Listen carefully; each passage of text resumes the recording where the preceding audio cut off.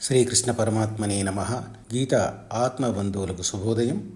శ్రీమద్ భగవద్గీత బోధామృతం యథాతథ పరిష్కృత ప్రాచీన 745 శ్లోకములతో పొందుపరచబడిన సంపూర్ణ శ్రీమద్ భగవద్గీత కర్మషట్కము 6వ అధ్యాయం ఆత్మ సంయమ యోగము శ్లోక సంఖ్య 9.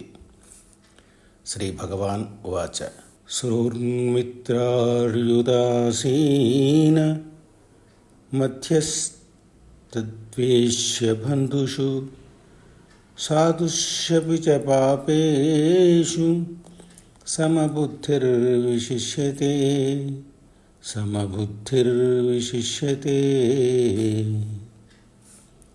సరసులందు మిత్రజనులందు దాసీనులందు సములయందు సాధులందు బంధుగులును ఆత్ములందు పాపులందు సమత నెరుపువాడే సజ్జనుండు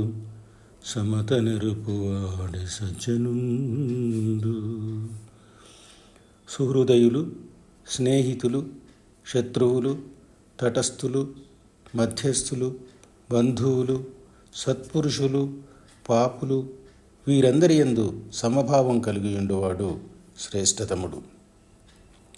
భగవద్గీత నుంచి భగవద్గీత మంచి పనులు చేసేవారికి లభించే శాశ్వత కీర్తి ప్రతిష్టలను గూర్చి చెప్తుంది.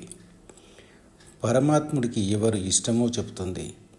పరమాత్ముడిని చేరే మార్గాన్ని గూర్చి చెప్తుంది. గీత నేర్చుకో, రాత మార్చుకో. లోకా సమస్త సుఖినో భవంతు. కలం గలం గీతారత్న సహజ కవి త్యాగ బాలరాజ్ యాదవ. జై శ్రీకృష్ణ.